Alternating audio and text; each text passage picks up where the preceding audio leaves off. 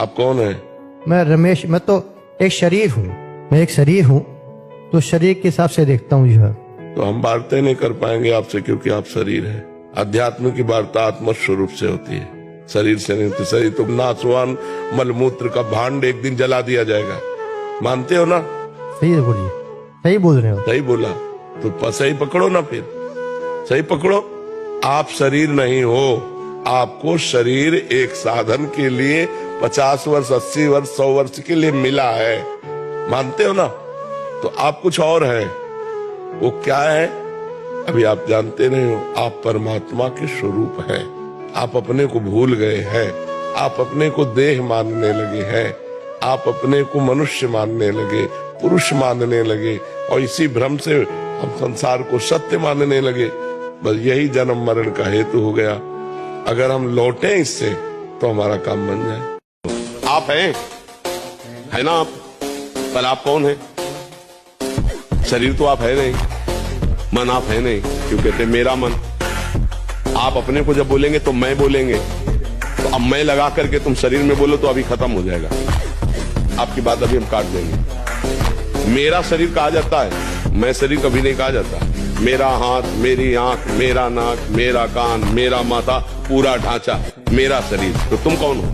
ये शरीर नहीं। मेरा मन, अंदर घुसो, तुम नहीं। मेरा स्वभाव, तीनों शरीर तुम नहीं। तो तुम हो कौन? अपने को तो जान नहीं पाए, भगवान को कैसे तुम जान पाओगे? इसलिए मान लो तो जान लो। अपने को बिना जाने प्यार कर रहे हो ना, ऐसे मान लो। आपको क्या मिल जाए? एक ऐसा शब्द बोल दो जिससे आप निर्भय, निश्चिंत और निःशोक हो सकते हैं। एक बोलो कि ये मिल जाए तो मैं बिल्कुल निश्चिंत हो जाऊंगा और आज से कोई कामना नहीं करूंगा। बोलो, कोई एक बात बोलो।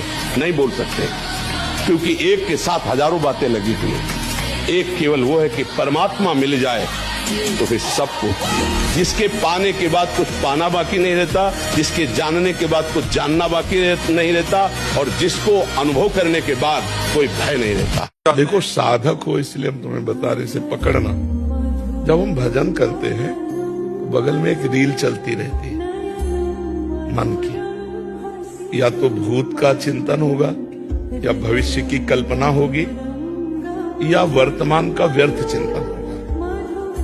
एक रील अपने आप चलती है, वो मन की है। जब तक वो निर्मल नहीं होगा तब तक वो फेंकता रहेगा जो उसमें भरा हुआ है। जब हम गुरु मंत्र जपते हैं, या भगवत ध्यान करते हैं, या ब्रह्म विचार करते हैं, तो साइड में वो अपने विचार फेंकता रहता है मन। अब हमें उन विचारों पर ध्यान न देकर न राग करना है न द्वेष, और निरंतर गुरु प्रदत्त मंत्र और नाम का जप करें तो धीरे धीरे जो मन की वृत्तियां हैं, काम आदि क्रोध आदि की, ये शांत हो जाएंगी। एकमात्र भगवदाकार वृत्ति रह जाएगी। वो रीले खत्म हो गई।